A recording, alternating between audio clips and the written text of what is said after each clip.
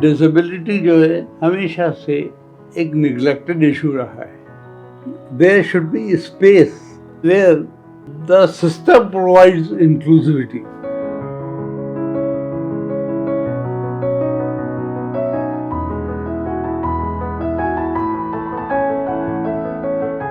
मैं खुद एक व्यक्ति हूँ जिसने डिसेबिलिटी के साथ जीवन जिया।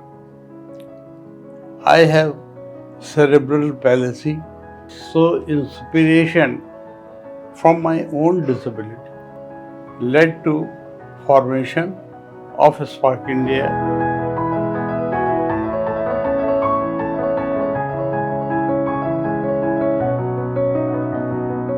एक प्रयास जो प्रोग्राम है हमारा अर्ली आइडेंटिफिकेशन और अर्ली इंटरवेंशन पे बेस्ड है। हमारा अवेयरनेस जो है वो जब माँ गर्भवती है उसके साथ में ही हमारा काम शुरू हो जाता है।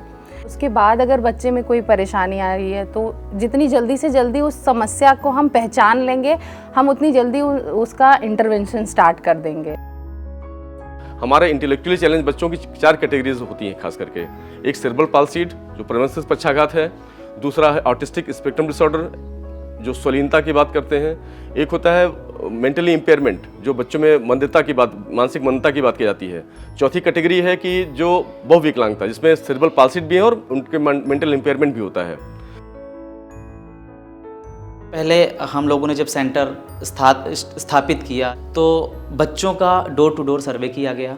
बच्चे आइडेंटिफाई करे गए कि कौन से बच्चे में क्या समस्याएं हैं।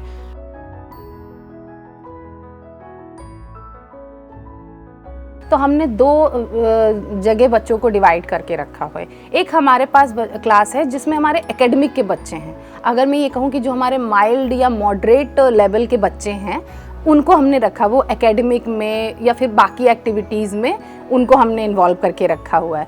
बाकी जो हमारे बहुत छोटे बच्चे हैं जिनको फिजियोथेरेपी की नीड है उनको हम फिजियोथेरेपी करा रहे हैं। बाकी बहुत सारे TLMs हैं जिनके थ्रू हम बच्चों को सिखाते हैं।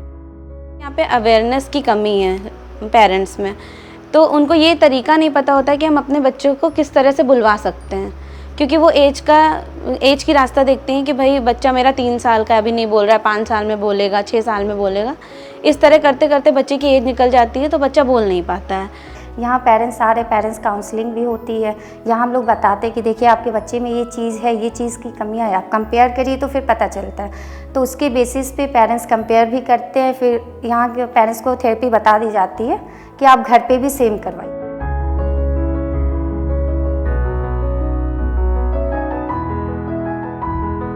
ना हाथ से कुछ उठाती थी, ना कोई चीज़ चलती भी थी, 2 कदम चलती तुरंत गिर जाती थी।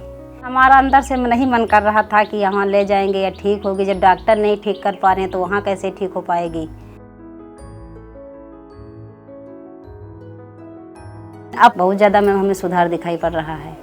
बोलती भी है माँ, पापा, दीदी किसी समय, लेकिन माँ ज़्यादा बोलती है। तो मैम हमें ये भी सुधार आया कि जब चलती है 2 कदम गिर जाती थी, अब तो चली जाती, गिरती भी नहीं इतनी जल्दी है।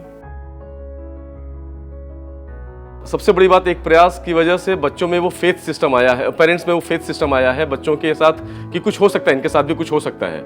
ये बहुत बड़ा अचीवमेंट है हमें लगता है।